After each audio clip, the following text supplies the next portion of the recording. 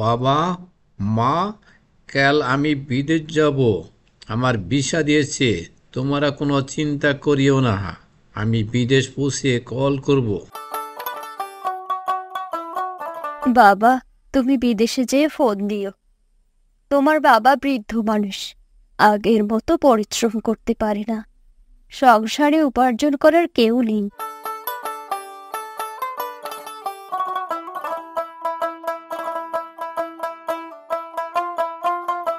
রহিম বিমান থেকে নামবে, এয়ারপোর্টের ভিতর দিয়ে হাঁটতে হাঁটতে বাইরের দিকে যাবে এবং বাইরের দৃশ্যগুলো দেখা যাবে এয়ারপোর্টের ভিতর দিয়ে। হ্যালো আমি তমা। বোনে, কেমন আছো তুমি? আমি ভালো আছি। তুমি কোনো চিন্তা করিও না, আমি ভালোভাবে বিদেশ আসিয়াছি। ভাই, আমার জন্য শপিং করবা? বেশি বেশি করে জামা কিনবা, একটা মোবাইল, গলার হার আর কানের দুল, আরো অনেক কিছু। আমি বাড়ি যাব, বাবার জন্য শার্ট, মার জন্য শাড়ি, আমার ছোট বোন তোমার জন্য অনেক কিছু কিনবো। নতুন বিদেশি মডেলে একটি বাড়ি বানাবো।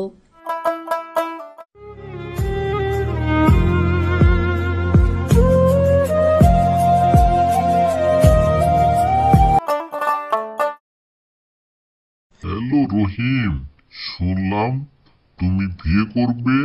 বেতোয়া গ্রামে তনু নামের একটি মেয়ে আছে। হ্যাঁ ঘটক, তুমি মেয়ে দেখো তাড়াতাড়ি। এই লও, 200 টাকা দিলাম।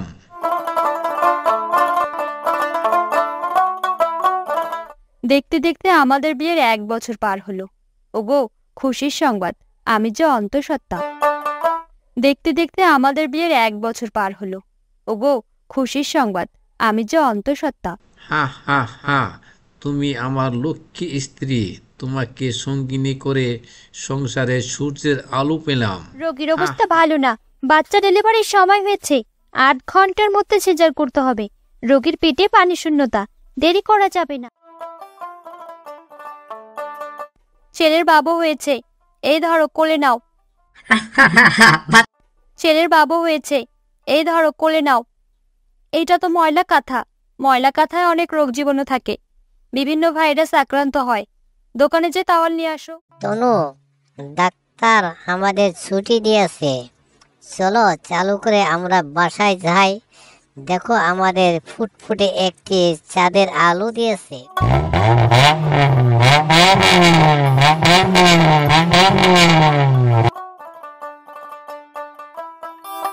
ওগো, তুমি আর কখনো আমাকে রেখে বিদেশে যেও না। তোমাকে ছাড়া ভালো লাগে না। দেশে একটা কিছু করো। আমি একা বাড়িতে থাকতে পারবো না। বাচ্চার জন্য বাজার থেকে দুধ নিয়ে আসো। ঠিক আছে, আমি বাজারে যাই, বাচ্চার জন্য দুধ কিনে আনি। তুমি বাচ্চার দিকে খেয়াল রাখিও তনু। বাচ্চাকে ঘুমে রেখে ঘরের কাজ করতে যাব।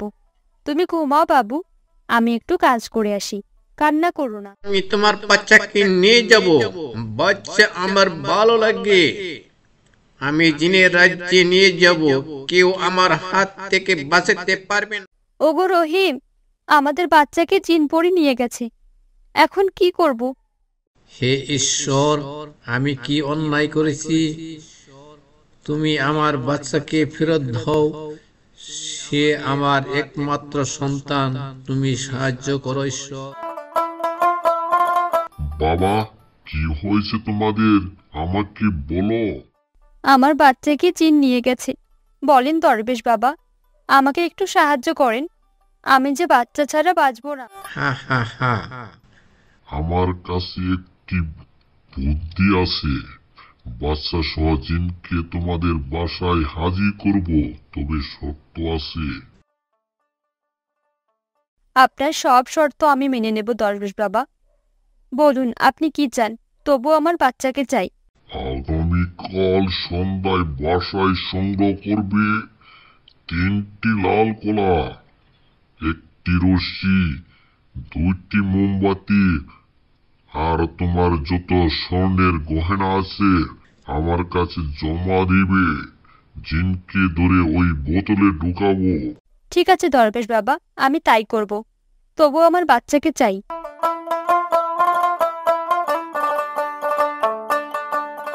তোমরা কোনো কথা বলবে না, ঘরের বাতি বন্ধ করে দাও।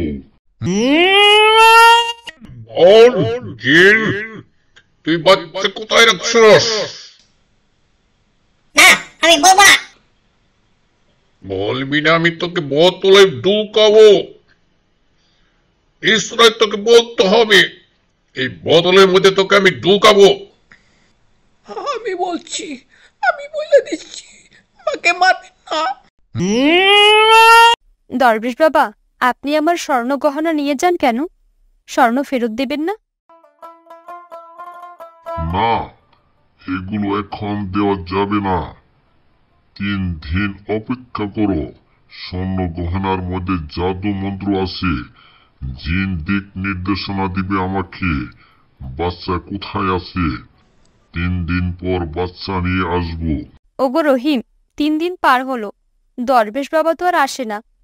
তোমার বিদেশের উপার্জন ও কষ্টের টাকার গহনা নিয়ে গেল। এখন কি করব? আমাদের সংসার কিভাবে চলবে? এই সব দরবেশ বাদশা মানুষকে বোকা বানিয়ে হাতিয়ে নেয় মোটা অঙ্কের টাকা। জিন পরীর দোহাই দিয়ে টাকা পয়সা লুট করে। এদের কখনো বিশ্বাস করতে নেই। ঈশ্বরের উপর ভরসা রাখো। হে জিন পরী, আমার জঙ্গলে বসবাস করো। তুমি এই বাচ্চা কোথায় থেকে আনছো? এখানে বসবাস করলে নিরীহ মানুষের কোনো ক্ষতি করা যাবে না। আর বাচ্চা যদি ফেরত না দাও, আমি তোমাকে হত্যা করব। দানব, আমাকে মেরো না, আমি বাচ্চা ফেরত দেব, আমি বাচ্চা ফেরত দেব, আমাকে ক্ষমা করো। ওগো রহিম, আমার বাচ্চা জিন ফেরত দিয়ে গেছে। দাঁড়াও দরবেশ, তুমি তনুর স্বর্ণ অলংকার আনছো কেন? তোমাকে আমি মেরে ফেলবো। ওরা এই গ্রামের ভালো মানুষ। জিন পরীর দোহাই দিয়ে টাকা পয়সা লুটপাট করা যাবে না। দাও এগুলা। আমাকে ক্ষমা করেন দত্ত। এই নাও তনু, তোমার স্বর্ণ অলংকার আমি ফেরত আনছি। আপনাকে অনেক ধন্যবাদ দানব। আপনার সহযোগিতায় আমাদের ধন সম্পদ ফেরত পেলাম। সুখের সংসার ফিরে পেলাম। ঈশ্বর দয়াবান, সত্যের জয় নিশ্চয়ই। বাচ্চা কোলে দাও। বলেছিলাম ঈশ্বরের উপর ভরসা রাখো, আমাদের কোনো ক্ষতি করবে না। সৎ পথে টাকা উপার্জন করেছি, মানুষের ক্ষতি করি নাই। কেউ আমাদের সর্বনাশ করতে পারবে না। ঈশ্বর আমাদের সহায়ক।